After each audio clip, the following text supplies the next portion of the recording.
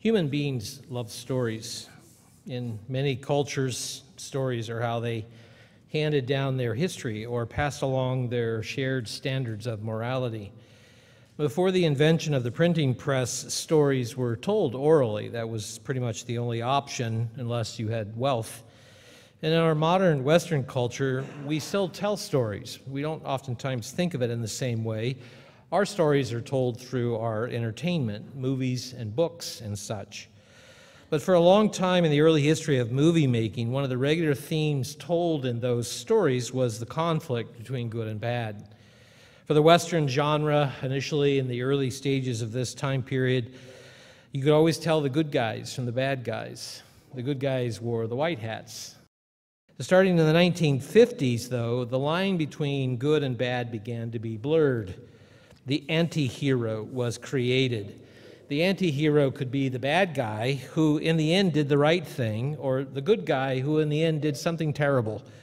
In the subsequent decades, the clarity between good and bad were further blurred with the situational ethics of the 1960s and 70s that began to be fashionable. And so we come down to the current age when there is no clear understanding of right and wrong or good and evil. Even in religious circles, the idea of a being named Satan who promotes sin and evil to influence mankind to rebel against God is rarely talked about or even believed. If he is talked about, it's usually in the sense that he's maligned or misunderstood, that God is actually the one that's wrong or evil. But why is there such evil in the world? This is a question no one really has an answer to when they reject the understanding of a being of evil. Why is there so much suffering?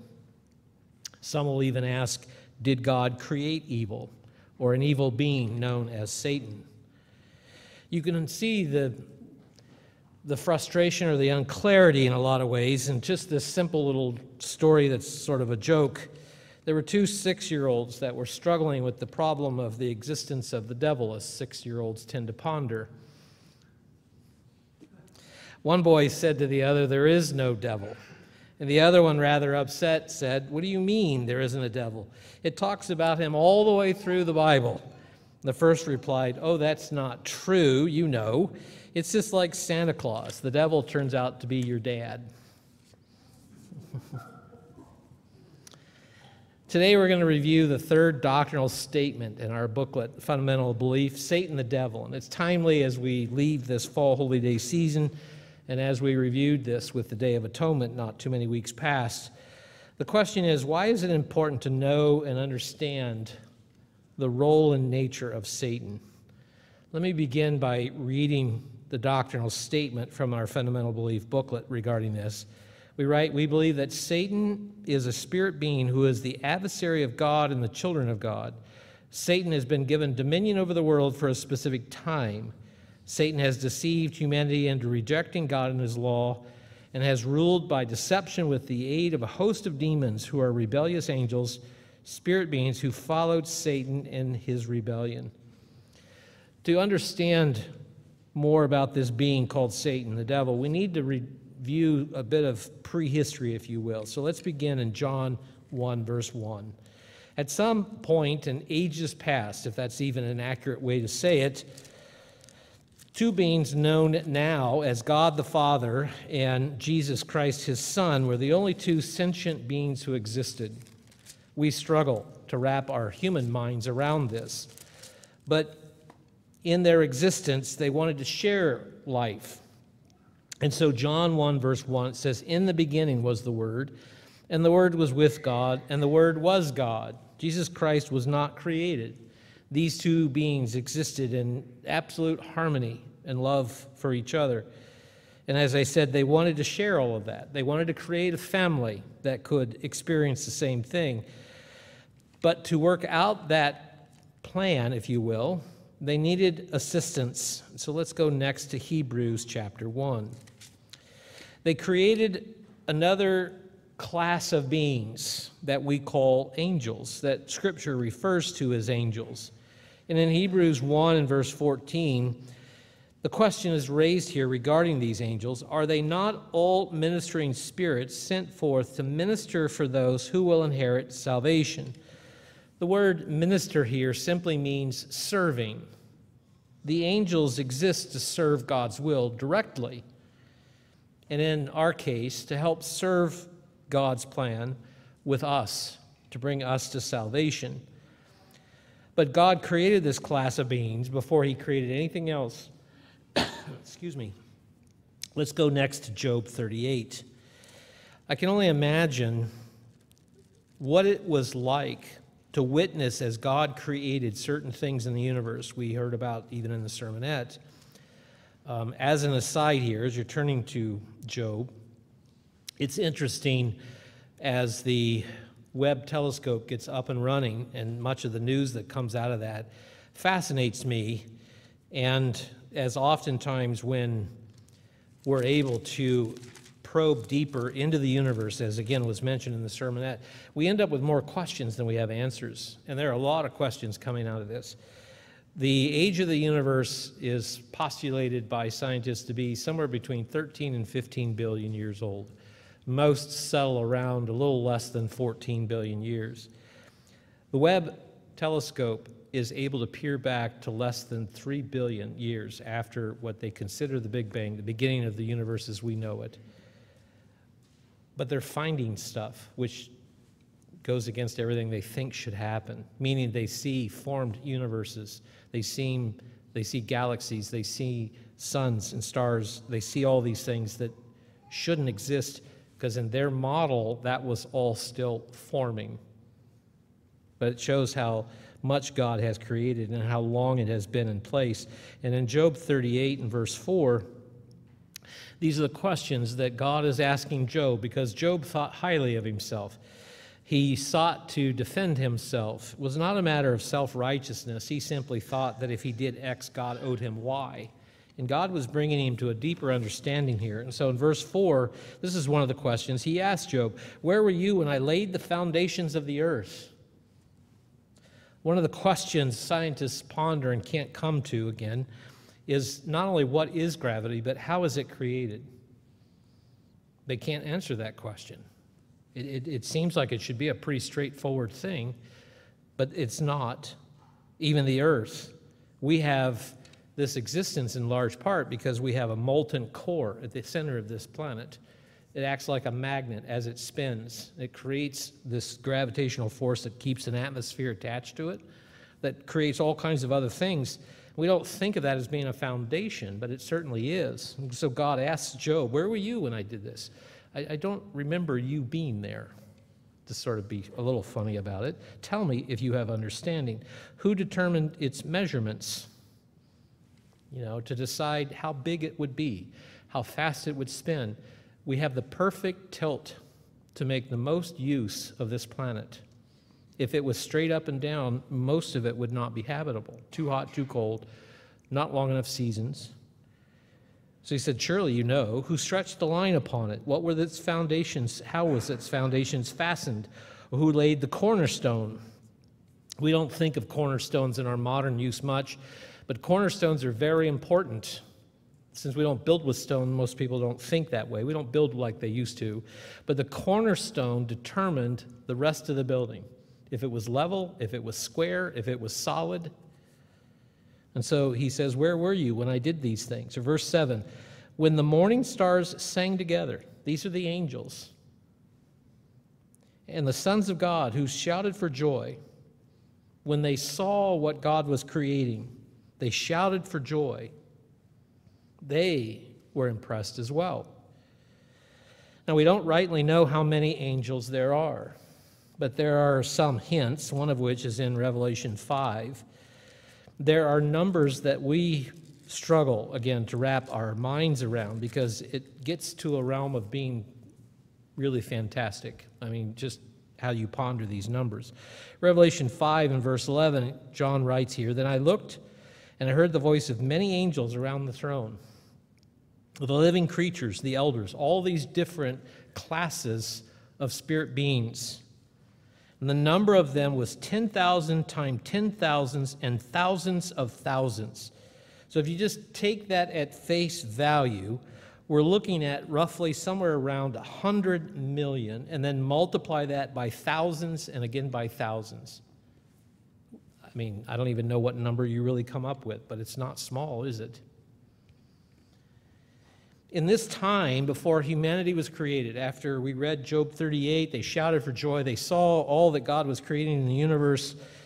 It was a time of peace and God's love that permeated everything. And then something major happened.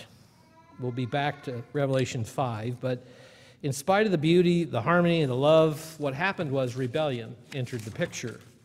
And so let's go back to Isaiah 14.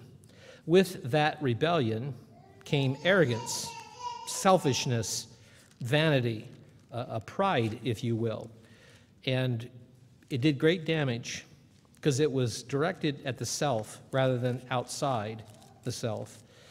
In Isaiah 14, we have an account here, one of the few that we have. It's sort of a peek behind the curtain, if you will, of not only things that happened in past history before mankind existed, but at God's throne. And this is regarding Lucifer, as he was known. In Scripture, we're given an indication that there are three beings that would be called cherub angels, archangels. Michael, Gabriel, Lucifer was the other. Lucifer seemed to be the pinnacle, as we read here. Isaiah 14 and verse 12, how you are fallen from heaven, O Lucifer, son of the morning. How you were cut down to the ground, you who weakened the nations. For you have said in your heart, and I don't know if you've ever read this section and paid attention to the number of I wills, but notice how often that is used. I will, this is Lucifer saying, I will ascend to heaven, meaning the pinnacle. He was at God's throne. He was in heaven, but he wanted to be at the top. Notice, I will exalt my throne above the stars of God, everything that he has created. I will also sit on the mount of the congregation on the furthest sides of the north. I will ascend above the heights of the cloud.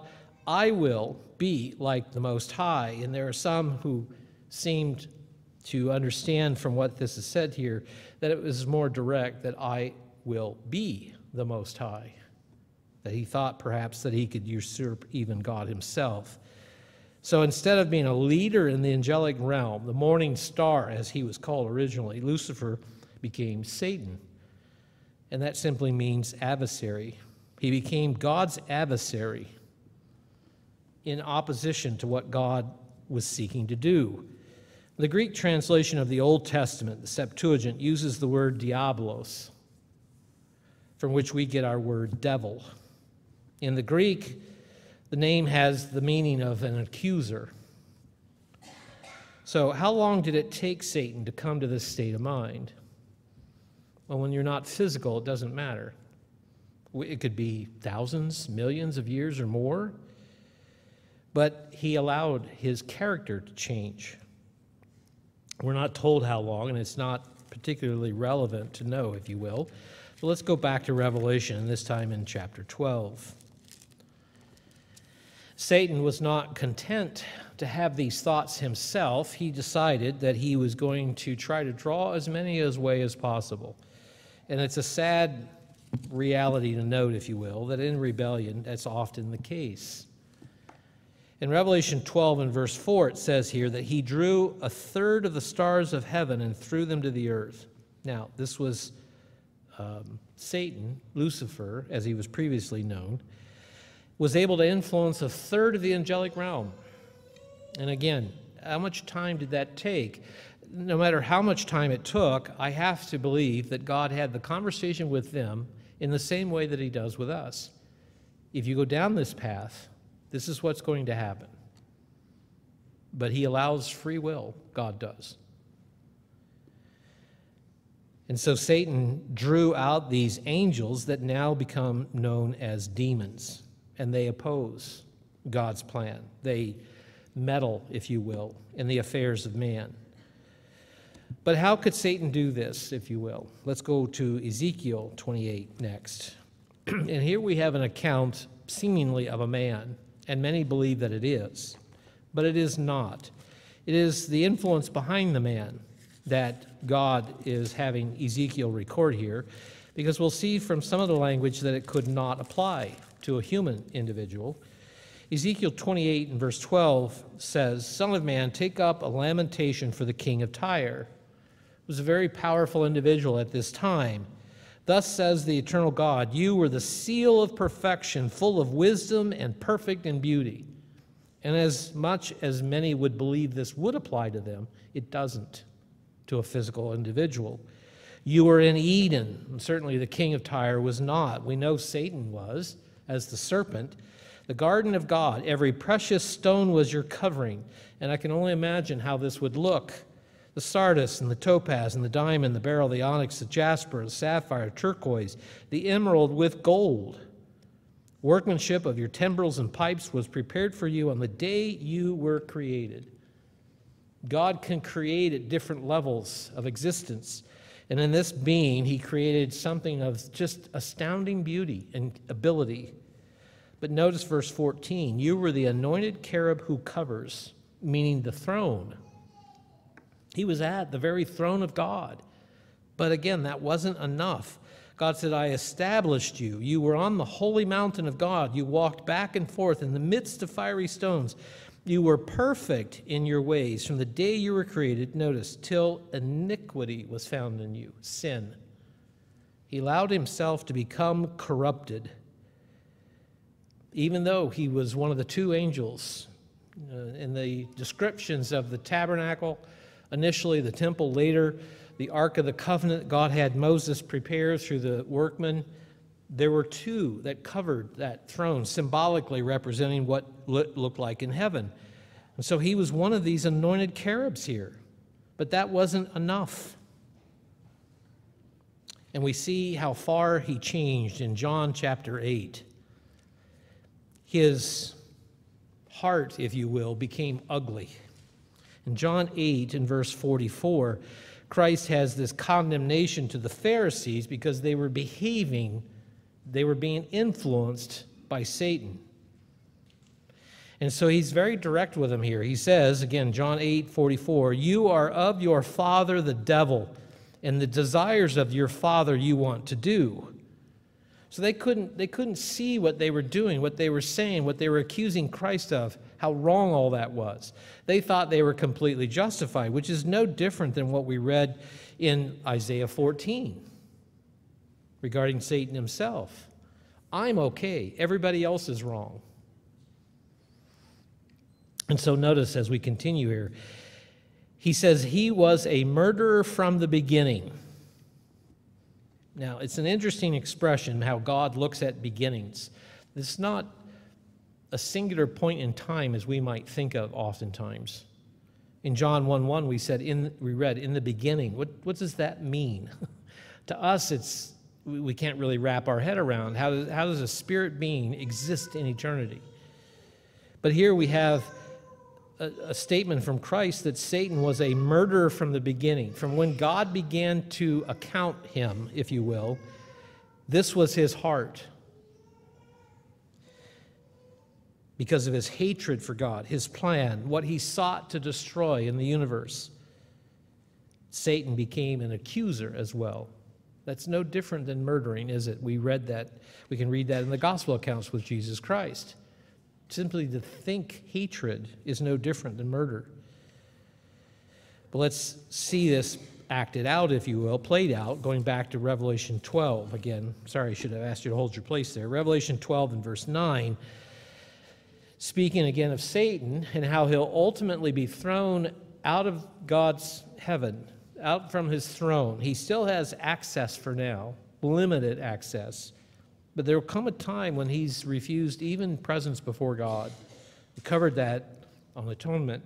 But in Revelation 12 and verse 9, it says, so the great dragon was cast out, that serpent of old, called the devil and Satan, who deceives the whole world. He was cast to earth, and his angels or demons, a loud voice in heaven, were cast out with him. And I heard a loud voice saying in heaven, now salvation and strength in the kingdom of God and the power of his Christ have come, for the accuser of our brethren, who accused them before our God day and night, has been cast down.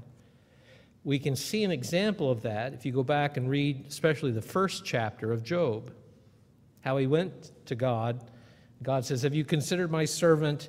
And Satan says, oh, yes, but he only does this because you do that. And so God allowed Satan to see that he didn't know Job as well as he thought, that Satan wasn't as smart as he thought, if you will.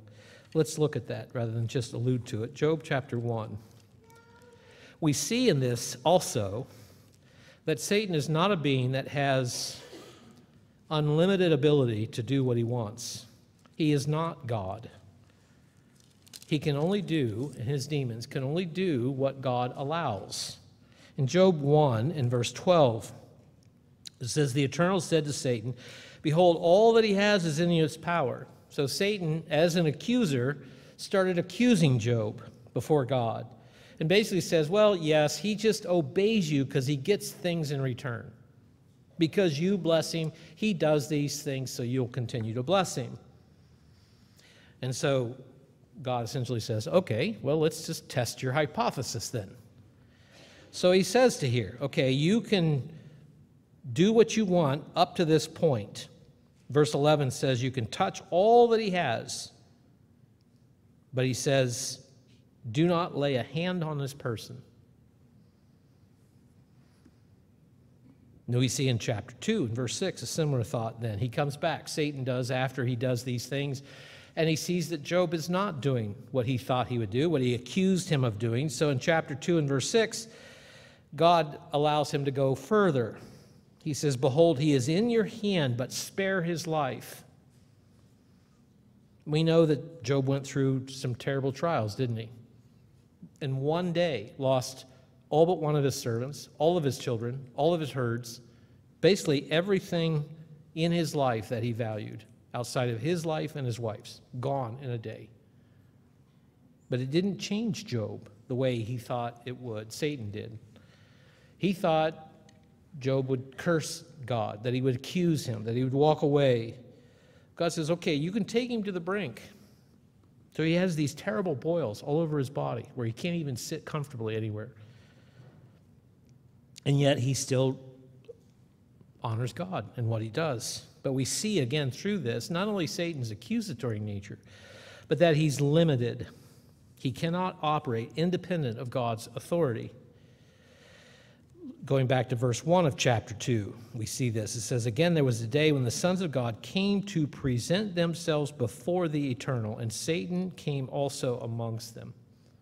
He still answers to God, which probably just eats him up. But yet, he is still under God's authority. And God has allowed Satan for now. It's ironic to me, in a very positive way, that as much as Satan thinks he can destroy or disrupt God's plan of salvation, it actually furthers God's plan. He thought he could kill the Messiah. Well, actually, by killing the Messiah, he actually solidified his role as our Messiah, didn't he? I don't think he thought these things through, but that mind became so corrupted, I don't know that he could see it. But he does have influence. Let's look at that in 2 Corinthians 4.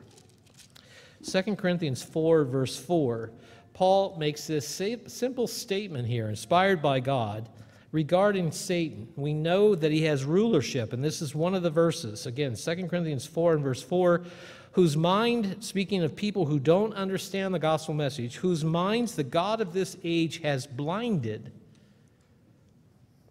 I was speaking with someone before services, and the audience that we try to preach the gospel message to in the world around us is not the audience of 20, 30 years ago. 20, 30 years ago, you could still have a safe assumption most people owned a Bible, and even if they weren't experts, if you will, if they weren't real students of the Bible, they still knew a lot of what was in it. You can't say that today. Most people don't have a concept of what we would call a Christian walk. In fact, that's very troubling to many Christian denominations as they see attendance fall and fall and fall and fall and fall, and it's not recovering. But we have here in this verse an understanding that Satan is influencing mankind. He's blinded them, lest the light of the gospel of the glory of Christ should be revealed to them, who is the image of God. Let's go to Ephesians 2, just a couple of pages back, depending on your Bible. Ephesians 2 and verse 2. He's called here, Satan, a prince, but not just any prince.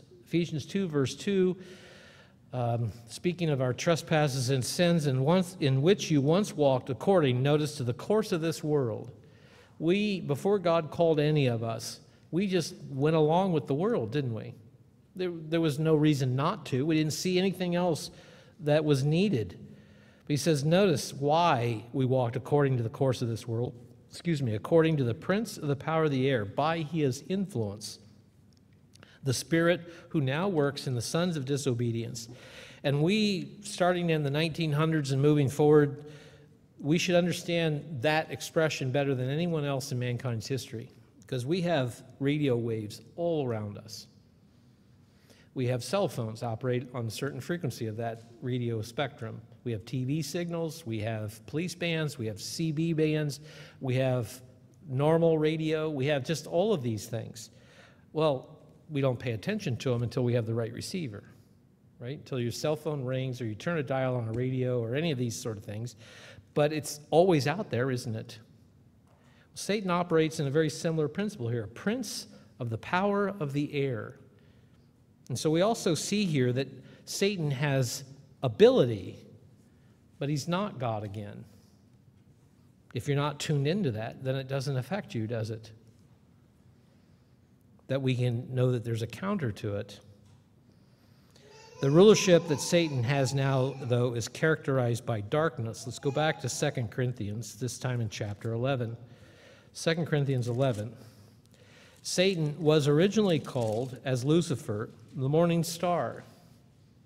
He was to assist God in his plan of salvation. He was to be a vehicle, if you will, that God could use to accomplish things. But instead of being an angel of light, he became an angel of darkness. 2 Corinthians 11, verse 14. And no wonder, for Satan himself transforms himself into an angel of light, even to this day, pretends to be the one slighted, right? Promotes himself as the one that was wronged, promotes himself as being an arbiter of truth. This is what he told Adam and Eve, right? Essentially, well, God's not being 100% honest with you, because he knows if you eat that, then you'll be a god. Well, there's truth in that to a degree, isn't there? But there was a whole lot that he was not telling them.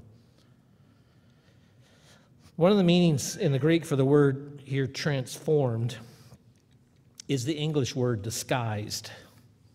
He disguises himself as an angel of light, claiming truth and goodness and so forth, that we can live our lives any way we want. Who are you hurting? You are a God, you choose.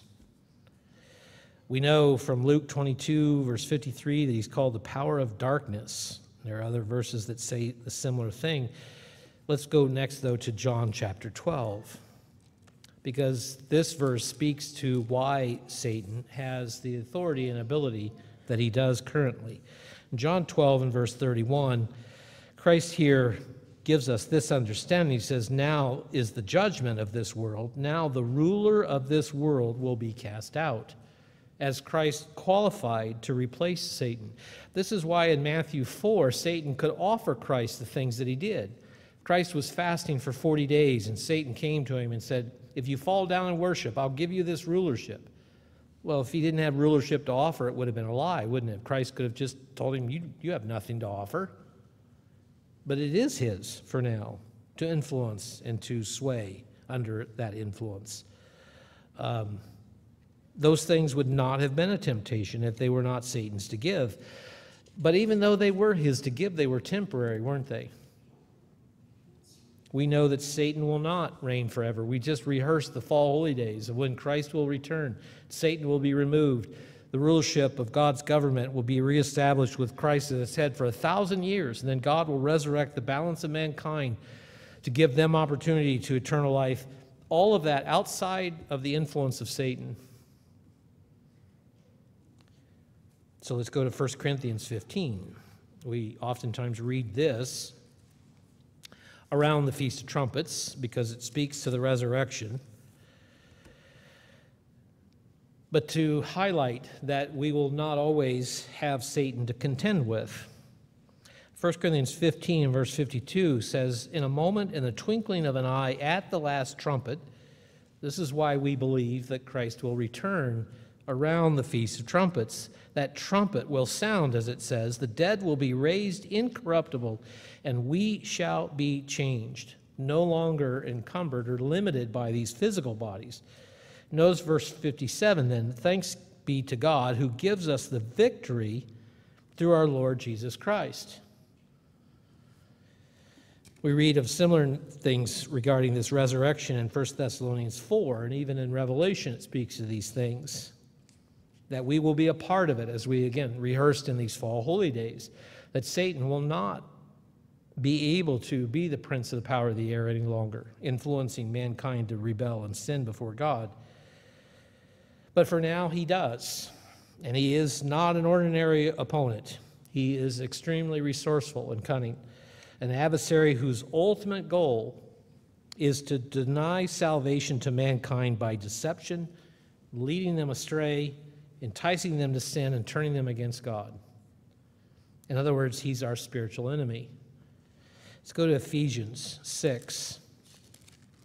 How does something that is physical fight something that is spiritual? Normally you can't, but this is our spiritual warfare, isn't it? We receive those signals from Satan, and the really interesting thing in my mind is that they're tailored. Because what might be a stumbling block or an enticement to sin to you probably wouldn't even be on my radar, and vice versa. We can see how Satan knows exactly the right buttons to push. But we have this fight in Ephesians 6 and verse 12. For we do not wrestle against flesh and blood. The world around us is really not our fight. This is why we don't have to be involved in the politics. This is why we don't have to lose sleep over the events of the world, the news of the day, as things seem to get worse and worse. Is that this is not our fight. We're not wrestling against that, but rather against principalities, those in positions, if you will, that have the ability, against powers, against the rulers of darkness of this age, against spiritual hosts of wickedness in the heavenly places. So how do we fight that? On face value, you can't, but then Paul goes on to describe the armor that we should have. And that armor is based in God's word, of having him to fight for us.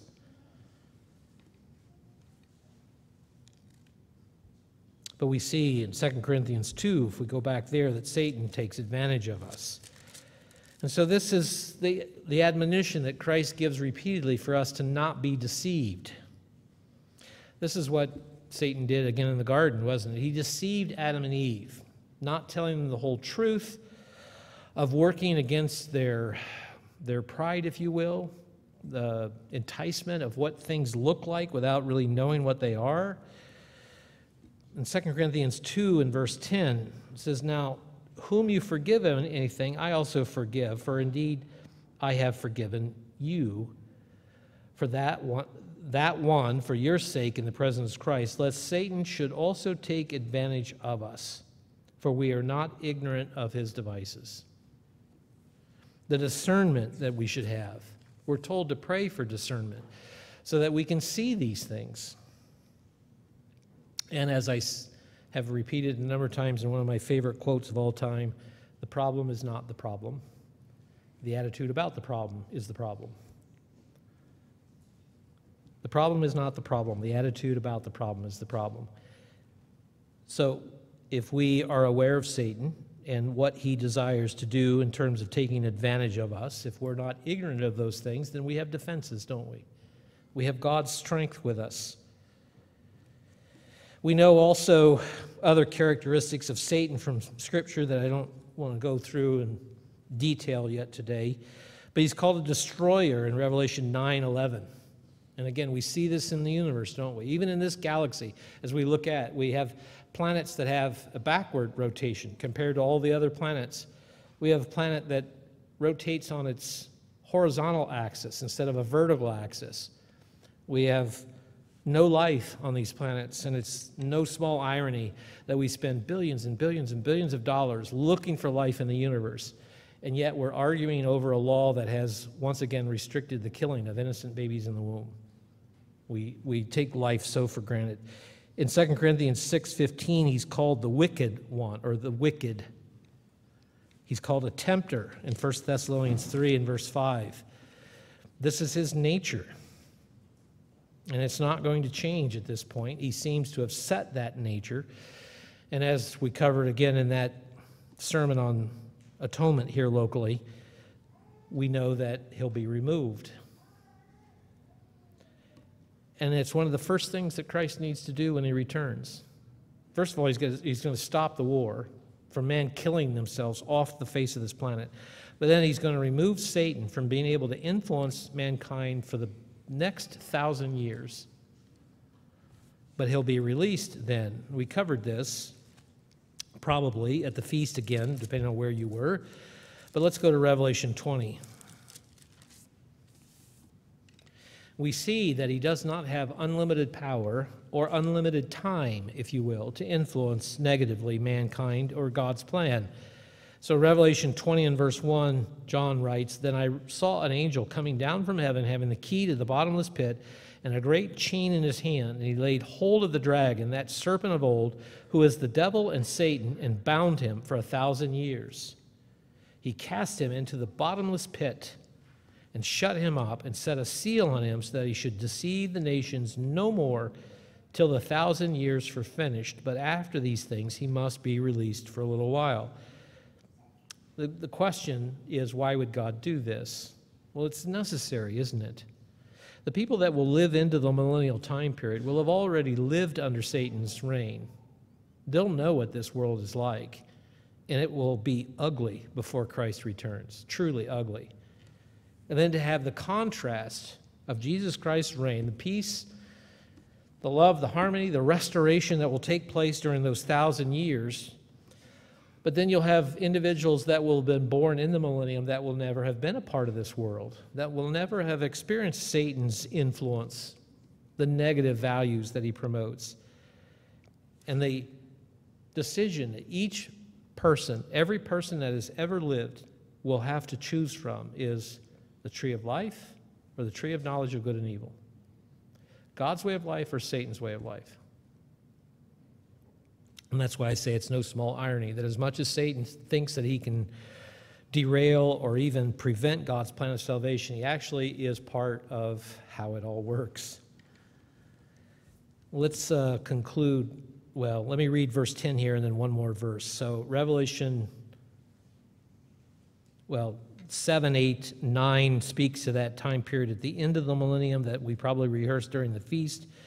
And so then in verse 10 it says, "The devil who deceived him ultimately at the end of the millennial reign period after he's been released for a short time, who deceived them, was cast in the lake of fire and brimstone where the beast and the false prophet were, and they shall be tormented day and night forever and ever." And again, you can, if you want to refresh your memory, go back to that sermon I gave on the Day of Atonement, Satan's fate, where I cover more of that in detail. But let's conclude in Matthew 25. Matthew 25 and in verse 41.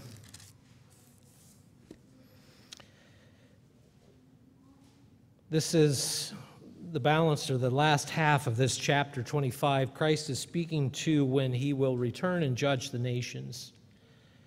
And again, as an aside, God's judgment is not a judgment seeking to justify punishment, but rather a judgment against his way of life with the desire that all men should repent. And so as he's speaking to them about this, in this section, in verse 41, he then says, "Then he will say to those," in this judgment, "he will say to those on the left hand, 'Depart from me, you cursed, into the everlasting fire prepared for the devil and his angels,'" a fire prepared for Satan. We know that he can't be destroyed, but he will be removed. Fire, at the very least, is symbolic of a cleansing, that Satan will be removed and cleansed from God's creation, so that the balance of what God is doing and bringing mankind to his family can be accomplished. If you want to do further reading on this topic, we have two booklets. The one I took the fundamental belief statement from itself, that is the fundamental beliefs of the United Church of God, and then the booklet speaks directly to this matter of Satan the devil. Is there really a devil? Contrary to what the world around us might think, Satan the devil is very real, and he is a very dangerous being. But he is not someone that we need to fear, but we also need to be careful not to ignore, because his desire is to destroy God's plan of salvation. That's his end goal. As much as he will never accomplish it, he will not give up trying. Because if he can destroy mankind, then he can destroy God's plan. But through the observance of the holy days, especially the fall holy days that we just rehearsed, we see that Satan will ultimately be unsuccessful and be removed forever. And while we should be very careful to counter the temptations that Satan will throw at us, we can see the death and the destruction caused by mankind not following God, but rather Satan. We also know that we don't need to fear him. Christ will return to establish God's government on earth, and we'll be able to see the true peace and harmony and love that existed before Satan's rebellion. I pray that you have a very wonderful rest of the Sabbath day and week to come.